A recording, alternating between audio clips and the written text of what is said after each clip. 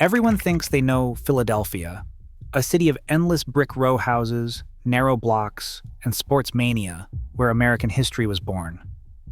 But spend a moment in its streets, and something feels off.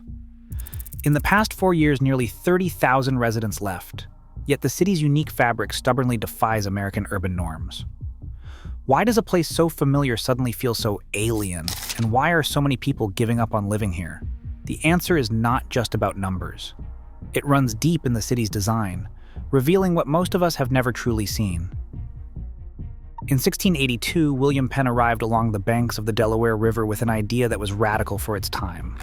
He imagined a city that would be both orderly and open, a green country town where streets ran straight, blocks were regular, and every resident had access to light, air, and public space.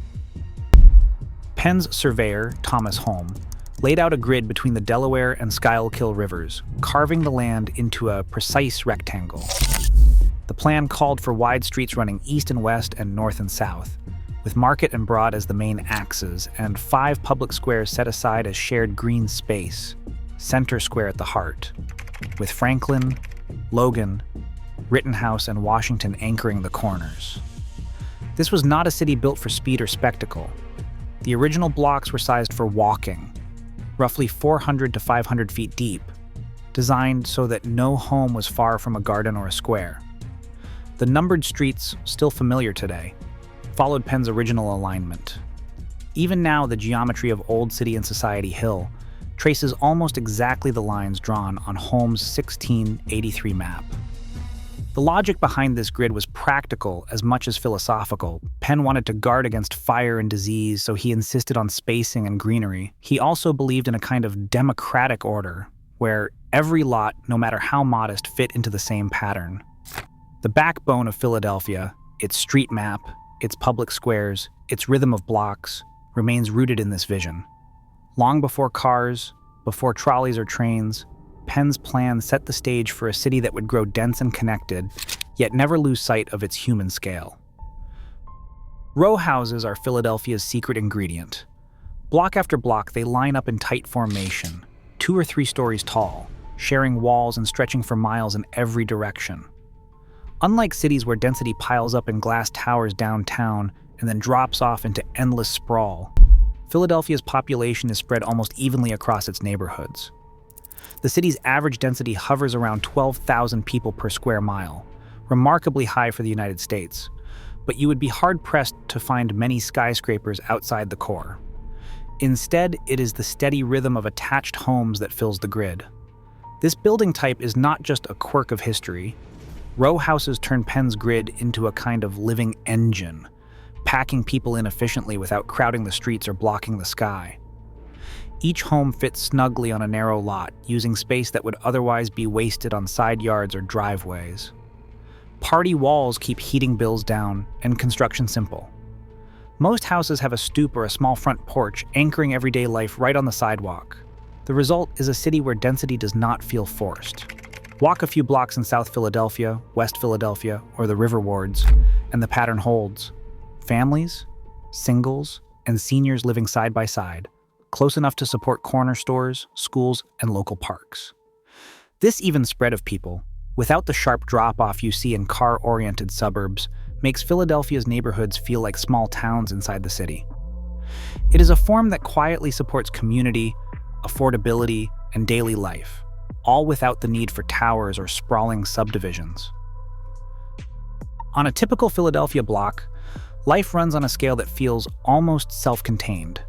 Commercial corridors thread through neighborhoods like Vanes, Passyunk Avenue, Girard, and 52nd Street, each one lined with corner stores, bakeries, hardware shops, and diners. These are not just leftovers from another era. They are the daily engine of the city, made possible by a pattern of streets and blocks that predates the automobile. Most residential streets measure just 26 to 34 feet from curb to curb, barely enough for 2 cars to pass, but perfectly suited to walking, cycling, or hopping on a trolley.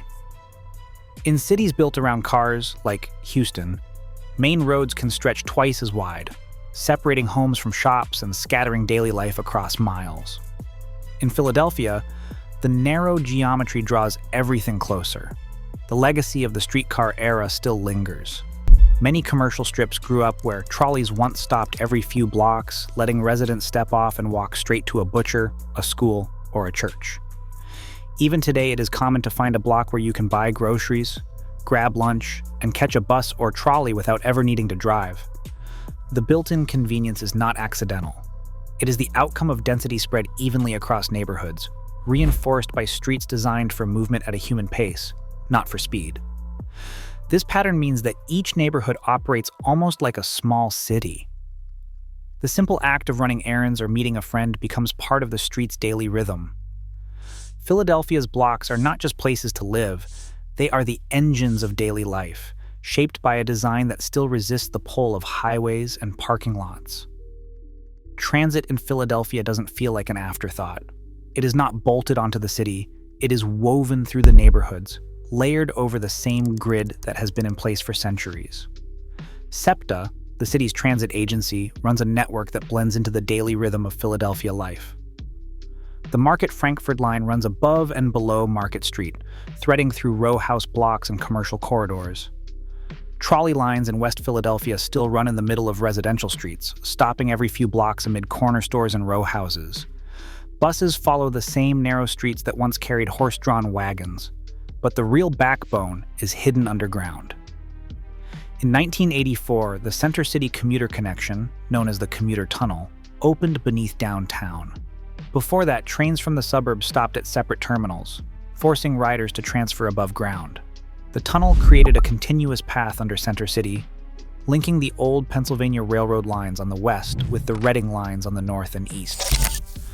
Now, regional rail trains run straight through the city, stopping at 30th Street, Suburban, and Jefferson stations, all embedded in the urban grid, not isolated on the edge. This design means transit in Philadelphia is not just for commuters heading downtown. It is part of how neighborhoods connect to each other. Subways, trolleys, buses, and regional rail all layer into the city's fabric, making it possible to move across town or out to the suburbs without ever needing a car. The system feels like it belongs, because in many ways, it was built to fit the city that was already here. Green space in Philadelphia does not hide at the edges. It runs through the city's heart, woven into the same grid as row houses and narrow streets. Fairmount Park alone stretches over 2,000 acres along the Schuylkill River, an expanse of woods, meadows, and trails that sits entirely inside the city, not on its outskirts. This is one of the largest urban parks in the country, larger than many towns, and it connects directly to neighborhoods that grew up centuries ago. The park's paths and riverbanks offer a quiet counterpoint to the city's density, a place where you can walk for miles beneath trees and still be surrounded by Philadelphia. Beyond Fairmount, the city's network of parks and squares adds up to nearly 10,000 acres, with green corridors and playgrounds threaded through block after block. Here, nature is not an escape from city life. It is a part of it, built into the pattern from the beginning. Philadelphia's old bones are still visible, but the pressure on them has never been greater. In the 4 years after 2020, the city lost nearly 29,900 residents, more than any other place in Pennsylvania. While new arrivals from abroad have helped offset the loss, the churn has left scars. Today, more than half of Philadelphia's renters are officially cost-burdened, spending over 30% of their income just to keep a roof overhead. The city's affordability, once taken for granted, now feels fragile. This is not just about numbers, it is about the daily strain of rising taxes, reassessments, and the fear of being priced out of neighborhoods that once felt permanent. But not every threat to the city's fabric has come quietly. In the early 1970s, residents organized to stop the proposed Interstate 695 expressway.